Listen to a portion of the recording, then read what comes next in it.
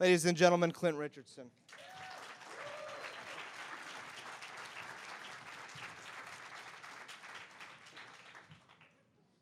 So I'm really fascinated with words. I don't know how loud that is. You guys have to tell me. And so I went to the doctor a couple years ago because I was losing my sight. And he said I have presbyopia. Like, oh, that sounds Latin. What does that mean? Old eyes. Here it is. So, you guys know who that is? Yeah, I got the pleasure of, in order to save on fundage for the conference, I'm like, yeah, I'll sleep on the couch. So I ended up sleeping on this guy's floor down in his basement. And it was the first time I actually met face to face. He's also another host on RBN, and I got the chance to actually, interact with him. You meet so many people online. And you judge people by their past. You judge people by their looks. You judge people, and I'm like, all right, here's a Satanist. A former Satanist. And so I got the chance to actually, talk to him. I'm like, wow, what an incredibly spiritual guy this is. And I asked him a question. I said, can you just, in a really simplistic term, tell me what Satan actually means? And he just said, yeah, it's adversarial to everything that is life and good and nature and everything else. It's sort of a natural thing, but it's the key word is adversary. And so I guess as he was coming out of this, which is I guess a preferred mode of operation, we have this as he's being an activist, and then he says this. And I thought about this. He said you might be a Satanist. Anybody out here actually think that they're a Satanist? Anybody think that they just might be a Satanist and not know it? I was actually a little shocked. I'm writing a book, and I was going through all of the architecture of what God is, all the way down to the lowest order. And the word magistrate, which is your president, your judge, your governor, your mayor, they're all, quote, magistrates. Magistrate actually means God. And so I said, well, okay, so God, what is this word God? Because it's not actually a name. It's a description for something, but I could never figure out what it was. And in Webster's 1828 dictionary, which is what I recommend people read if they want to really look at a word, because it gives you the general term, the legal term, and the quotes from the Bible or from, which is the authorized law of England and America, and then, poetry and that sort of thing, ancient knowledge, that sort of thing. And Scripture just means ancient knowledge, by the way. Scripture can be a lot of different sources. So it had this definition for Jehovah. And this, I'm starting this out with a very spiritual concept, and then we're going to go totally the other way, because we're going to talk about Satanism in a form that you never thought was really Satanism. But this says the Scripture name of the supreme being. If as suppose this name is from the Hebrew substantive verb, and what is a verb, folks? It's an action, right? Something that's happening or something that has happened or will happen. All that was, is, and shall forever be. Whoa. The word denotes the permanent being. Well, wait a minute. I guess that's supreme. If you're talking about a permanent being, well, I could point to her and I could say she's a being, but if I say that we are all being, that's an action, that's a verb.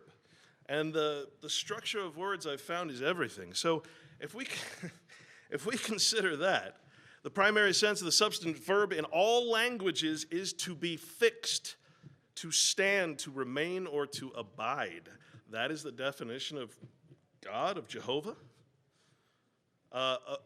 Appropriate to the eternal Spirit, the unchangeable God who describes himself thus, I am that I am. Well, you've heard a lot of theory out there that says when you say you are, or I am, anything other than I am, I exist, I am, period. I am being.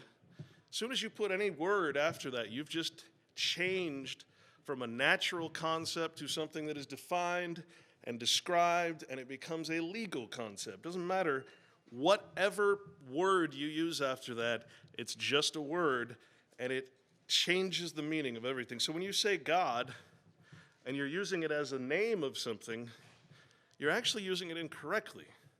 And you have to rearrange your thought process, and you have to be very careful not to anthropomorphize, not to personify God into what the church does, what the government does. Because how can men be gods? How can men be magistrates? How can the Pope be the vicar of Christ on earth unless God is personified into a form that is man? The arrogance of thinking that God is man. So God is a verb. And that is, to me, one of the most enlightening things I've ever found. The word being, existence. God is the author of our being. In God we live. We have our being in God. But see here, being is not capitalized because you're not talking about God. You're talking about being in God. See, this is the spiritual notion. For me, it just changed my whole aspect. But see, it can also be a person. Really? A God can be a person, a particular state or condition, like a president or a judge. An intelligent existence, or see, these words, depending on who says the word, that is the definition. That's very important. An animal or any living creature can be a being. So here's where it gets interesting.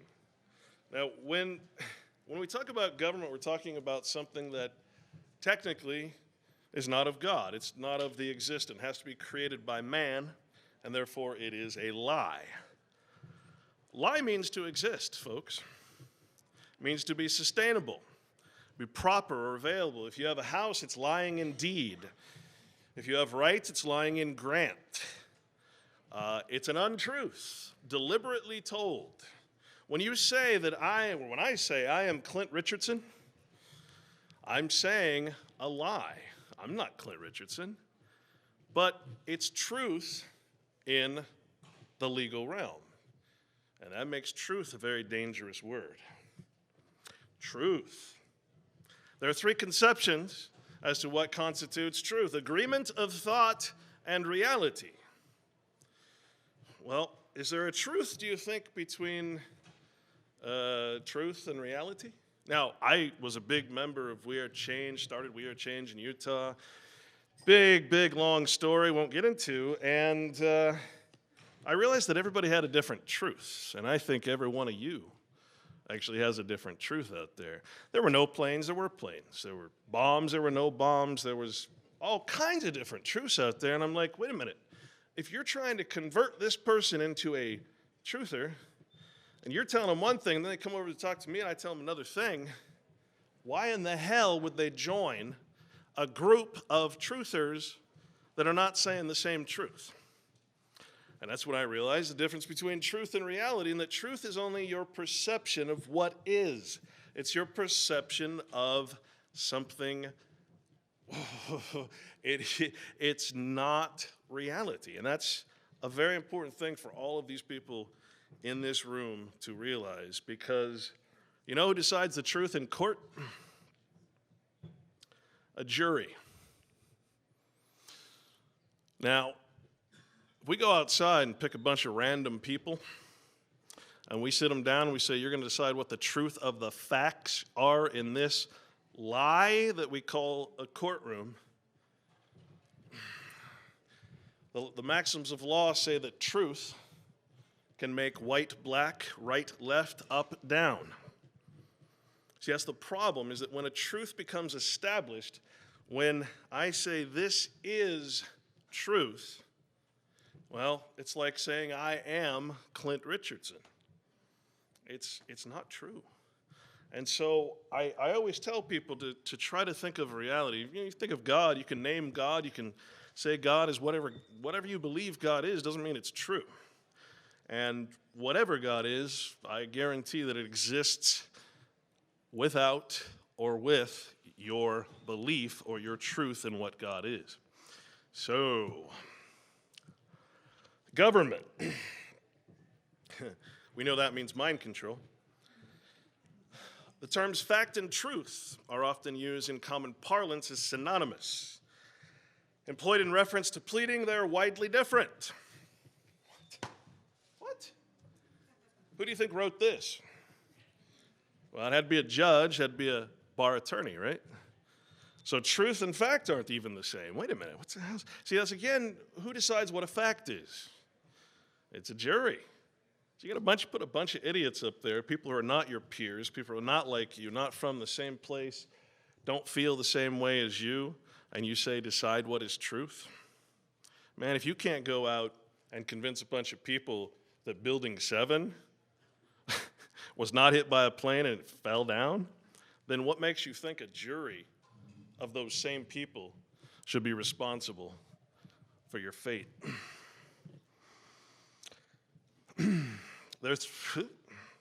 I guess we just did that one.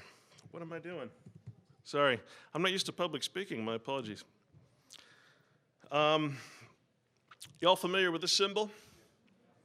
What do you think it means? Come on, what's your truth? Yell it out. Well, it's a name, but what does it mean? See? Oh, see, the first answer was yes, I know what that is. I'm absolutely, yeah. No, it's actually, it's defined as the same thing as speech is. It's not the snake eating his own tail. It's the snake, the serpent, Satan, whatever you want to call it, speaking itself into existence. It's the lie. It's government. Government exists and subsists as a lie, and the only purpose it exists is to keep itself going. It's a den of thieves, and it has honor among thieves. What's a confederacy?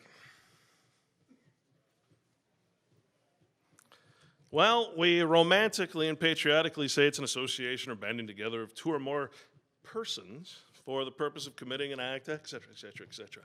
But what it's really defined as is conspiracy.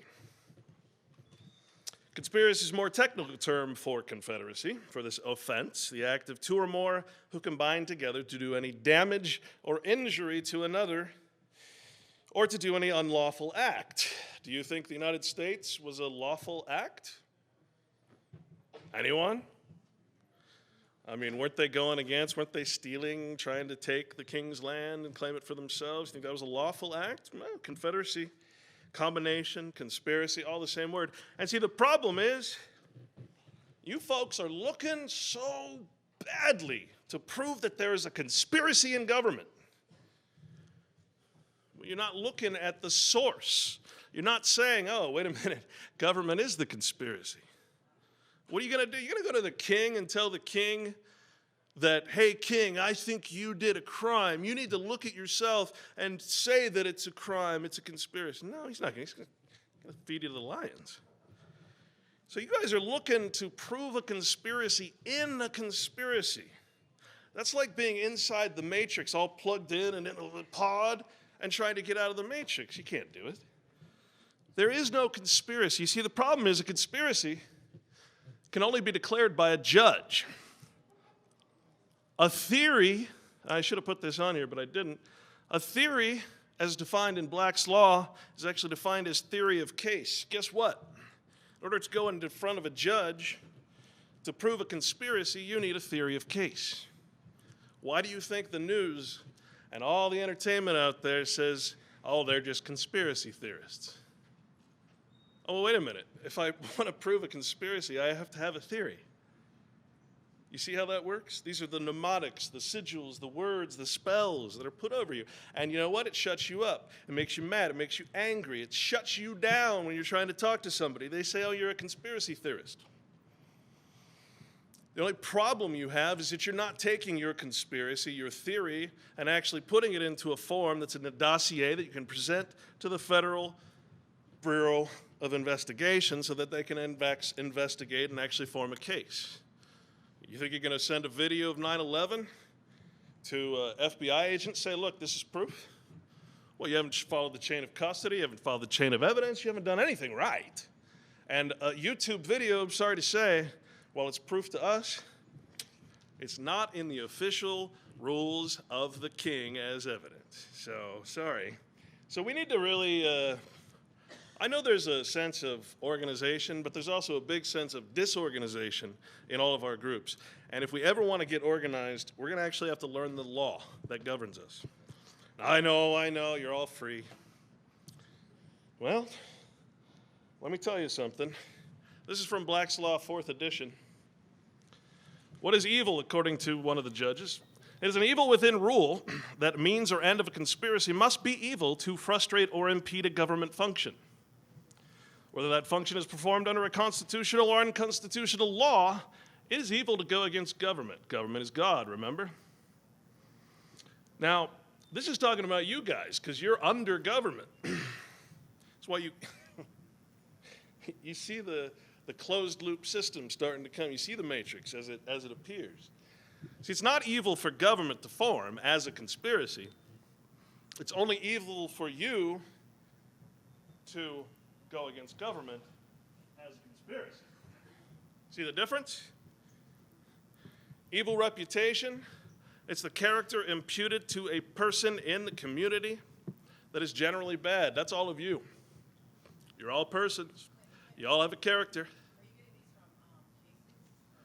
This is most of this is Black's Law, 4th. Some of them, the next one is from Webster's 1828. Webster's 1828 is the most revered language of the English language because, well, let's see. What's Satan? Well, see, I asked Mark. That's why I introduced the show here with Mark, because he said Satan is just an adversary, and it's absolutely correct, man. It's an adversary to everything good, including you. The grand adversary of man, the devil, the prince of darkness, the chief of fallen angels. You know what? You know who the fallen angels are? It's also said descended angels, as in blood. Anglicans, the kings. Those are the angels. The devil means to calumniate, which I won't go into. An evil spirit or being, fallen angel, descended angel, king, expelled from heaven, God, in other words, expelled from heaven or rebellion against God. The chief of the apostate angels, the implacable enemy and tempter of the human race. In the New Testament, the word is frequently and erroneously used for demon. Demon actually means evil genius. It's a person. What is the devil? A very wicked person. In a ludicrous language, a great evil. And when they say ludicrous, again, they're talking about you because you use the common, vulgar babble that we've been taught. That's why I'm here today, to teach you the words of the language. Let me tell you why I'm actually here. Because I've been listening to all these speeches. I'm here, and I don't want you to get mad at me, okay? I'm just the messenger. I'm here as government today. You can boo me. Yeah. I'm here to tell you what I think of you. All right? This is not my opinion, folks. I'm reading these out of dictionaries. These are the opinions of the gods that rule you. So you can get mad at me if you want. You'd be a fool too, because I'm just the messenger. But I'm just going to tell you how it is that I define you in government. Because I'm the devil, I'm Satan. An idol or false god.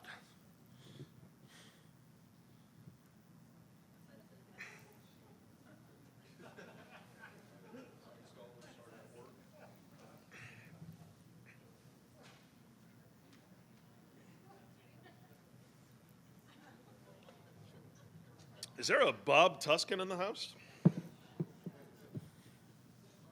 Anybody want to be Bob Tuscan? Only one person in this whole room wants to be Bob Tuscan. Will you make sure Bob Tuscan gets there? I don't blame you. Oh, wait a minute. I bet you that's him too. Anybody want to go to Bob Tuscan's room and lay there naked? Okay, so there's a purpose for this word, but as it's listed here, some of you might be covering your children's eyes. Some of you might be laughing. Some of you might be nervous, not knowing what the hell I'm going to say. But all this is 4 letters. It's not defined. It has no set determination. It just is. Now, if I use it and I follow it with ing or ed or whatever, however I use the word, suddenly it has a meaning. And that's how words work. This is very important because this word is one of the most well-used, wonderfully descriptive, angry and happy and wonderful, sad words you could ever use. And, it's wonderful.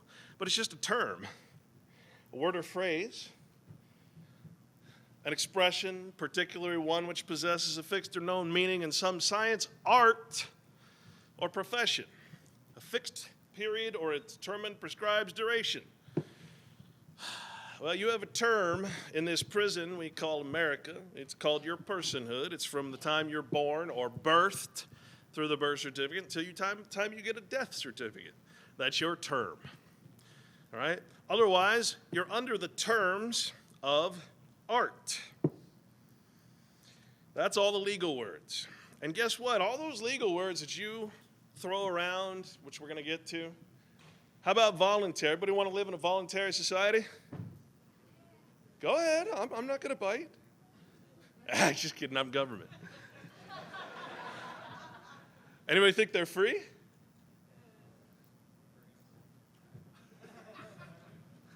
A space of time granted to a debtor for discharging his obligation. Oh, well, a debtor and obligation, same word.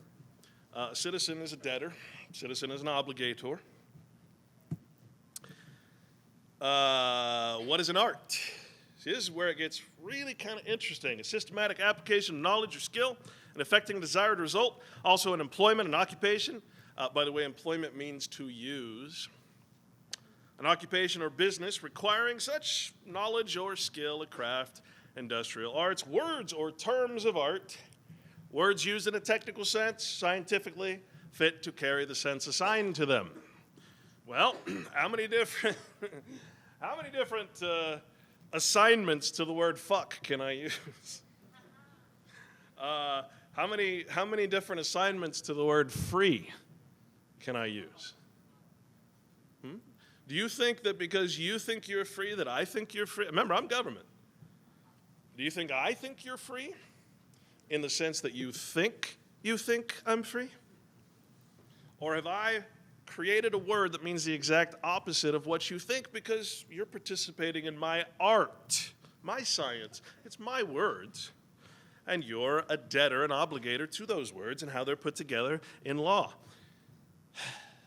Words used in a text. So termes de la ley is a French term, means the same thing, terms of the law.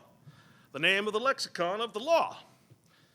And other technicalities of legal language in old times. So I want you to, you got to know this, folks.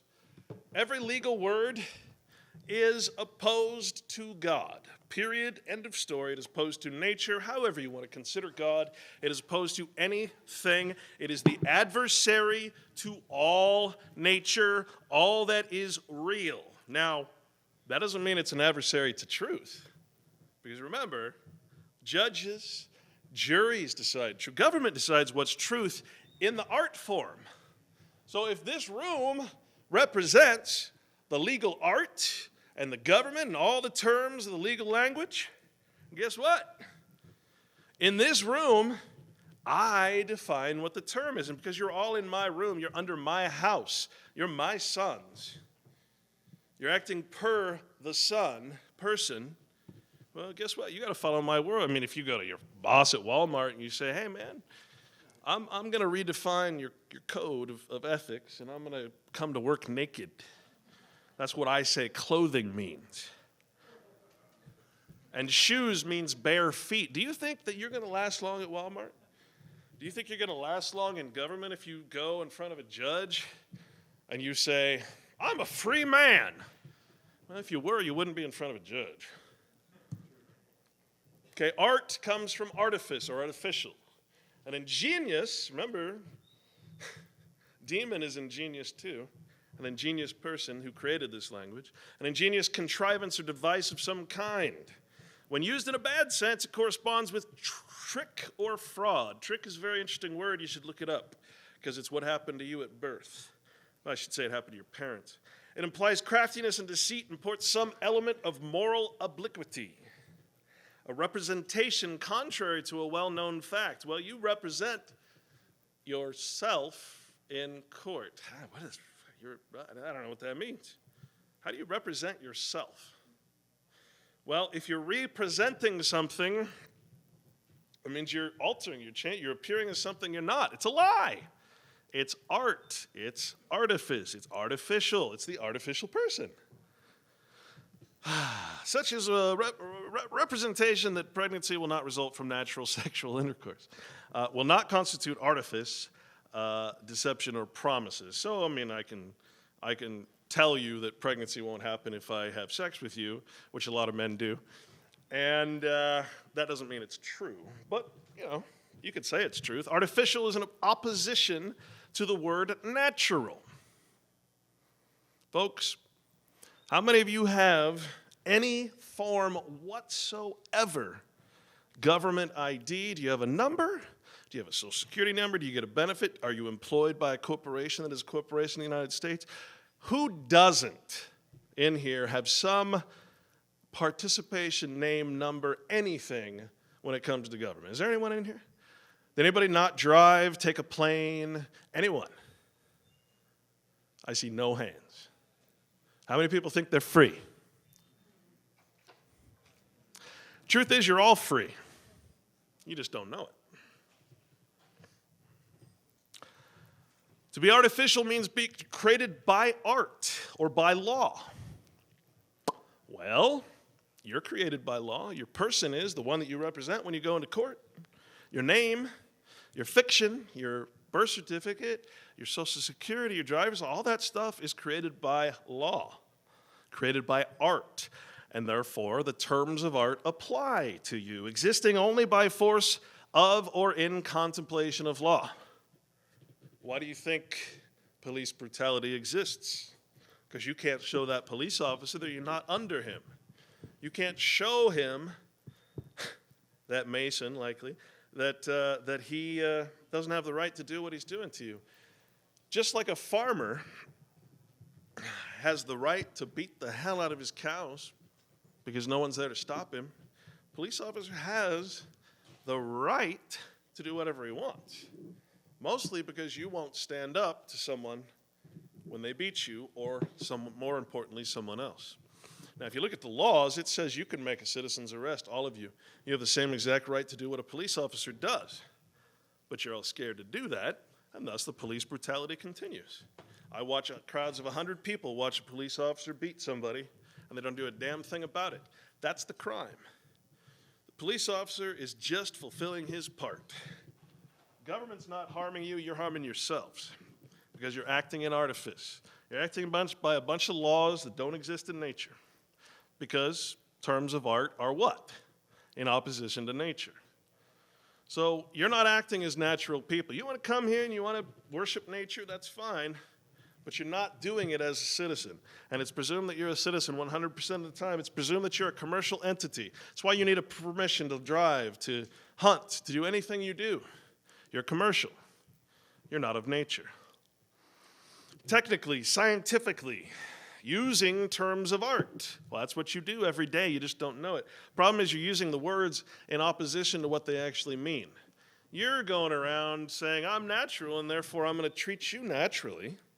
And yet, when you get in front of the court and you say those natural words, each word means the opposite of what you're saying. This is how words are used to basically enslave you. And we're going to cover that too. A will or contract is described as artificially drawn if it is couched in apt and technical phrases and exhibits a scientific arrangement. Now, artificial persons, created and devised by human laws for the purposes of society and government, not for the purposes of nature, distinguished from natural persons. Corporations are an example of artificial persons. Now, that would presume that a natural person is actually referring to you. as the being, as the verb, as God, as whatever you want to call it. But it's not, because nature doesn't exist. You are never recognized in the legal language. Legal is a complete and utter lie. It is a fiction. It can only use words. Words are lies. This is the hard part. Now, I tried to look up the word love after I looked up the word God, because I'm thinking God is love, love is God, right? Love is not in the legal dictionary, except one. It was in an 1891 dictionary, and it was defined very specifically. It said love. See another word. It said see consideration. Oh, okay. I go to consideration. First thing it says, inducement to contract. That is what the legal world defines as love. It's the opposite of love. It is if you will, a trap for you men and women out there to get together, incorporate yourselves, your corporations, and become property of the state. Well, your children become property of the state. And when you look at the court decisions, court opinions about marriage, it says it's a three-party contract between you, the woman, and the state. And the state owns your children. And that's just the way it is, because you're acting in artifice, and children is a legal term. All the words that you're used to, except love, are all also legal words. They mean the opposite.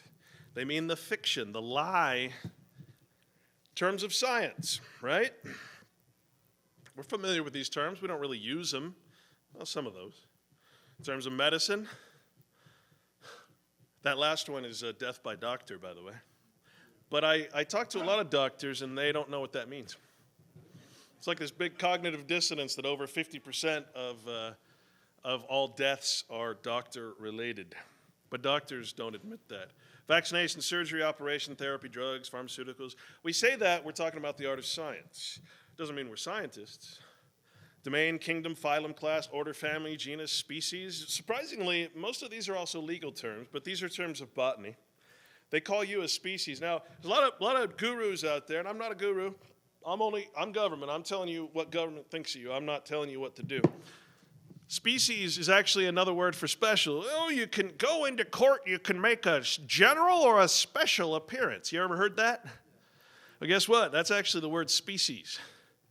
It means class, means what genus you are in the legal kingdom. It's species of citizen, basically. Special. I'm not kidding. I should have put it on here because I got to prove everything. Terms of mathematics, right? Theory. Terms of legalese. So these are all art forms. These are all artifices. Places where words have different meanings and they're specifically defined. Well, let's go to legalese. Voluntary, free, and freedom. How many times you heard those words so far? Huh? Do you think that anybody in this room, is there anybody that actually knows what these mean that don't listen to my show?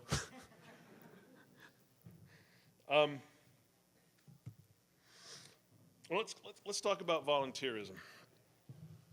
Because remember, words mean the opposite in legal. The United States has a system of taxation by confession.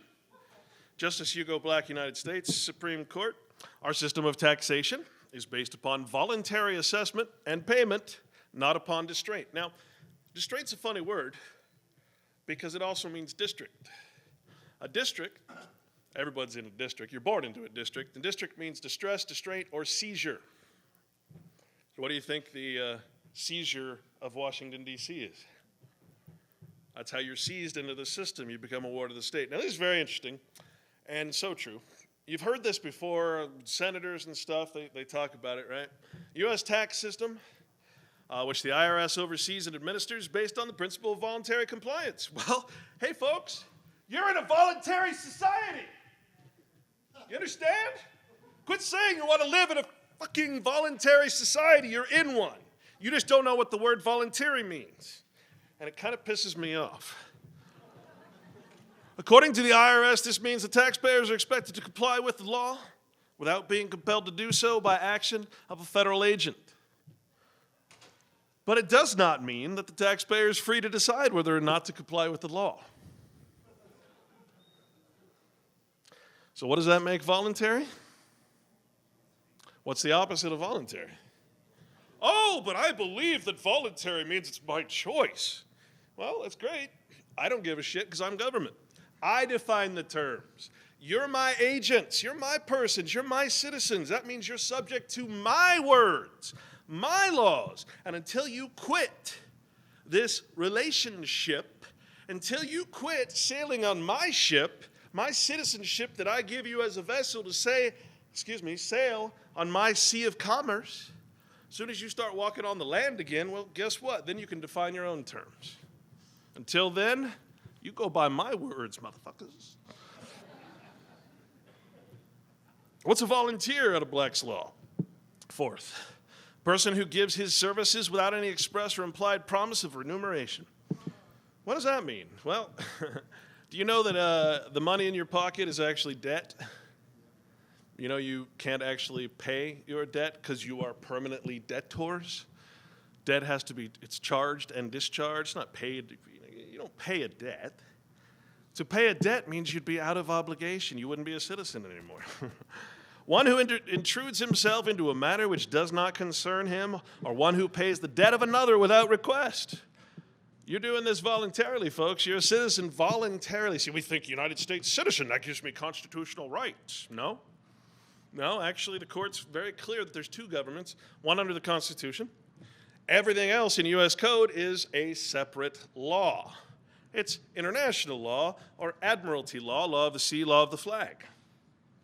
The whole law, the whole gold fringe flag, it's a very true thing. Just go read about the law of the flag, you'll understand. It's a sign. Ships used to fly their flag to show you their jurisdiction. Well, that's what the court's doing. You're a ship. Citizenship. One who intrudes himself into a matter which does not concern him, or one who pays the debt of another without a request, when he is not legally or morally bound to do so, and when he has no interest to protect in making such a payment. Folks, you are debtors, and yet you have no obligation to be a debtor. Therefore, you are a volunteer.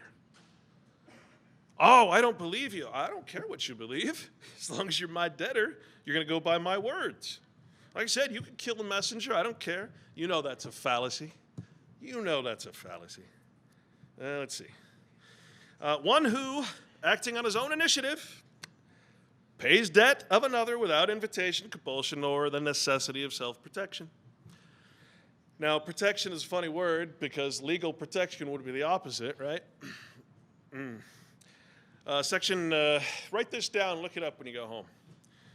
Title 42, Section 1981. Title 42, Section 1981 is my absolute favorite U.S. code because it tells the truth. It says all persons in the United States, the jurisdiction of the United States, shall be subject to like or equal, and this is the statement of equal rights, by the way. Statement of equal rights.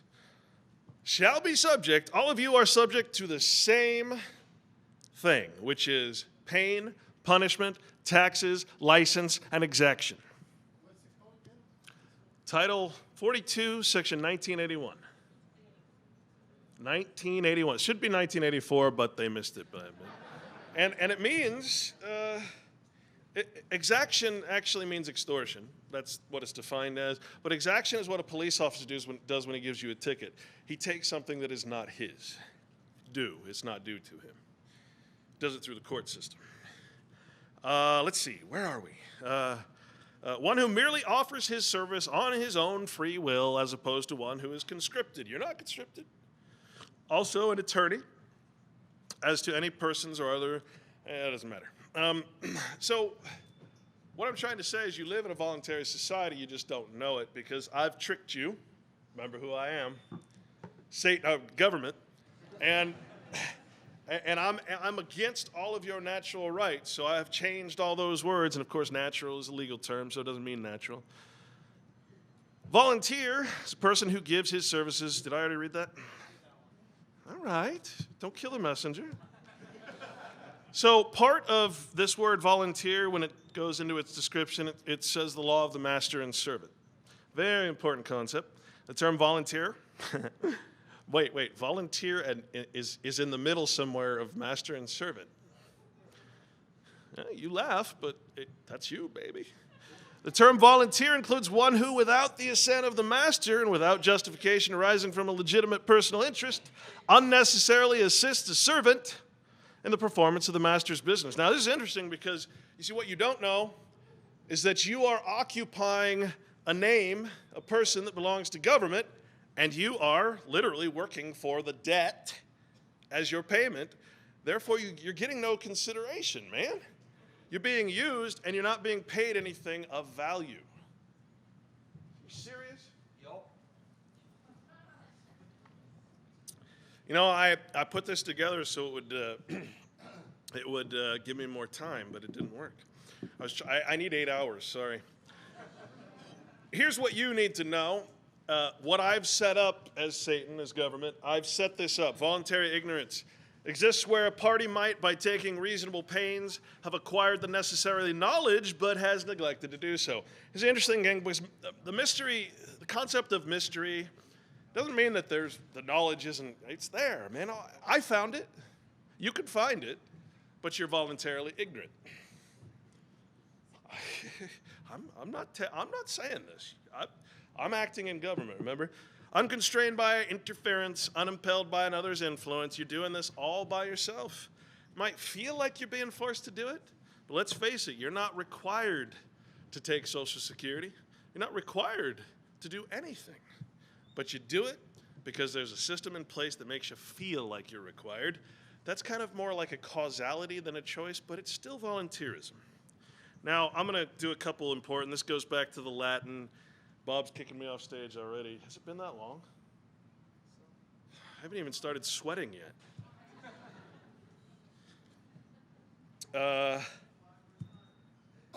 Person is a man considered according to the rank he holds in society.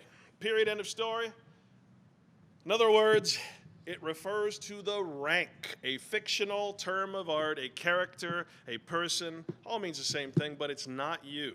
It's what you inhabit, you possess, like a demon, to appear in court. You know, if you can't appear, a cartoon can't appear in our world. We can't appear in a cartoon world.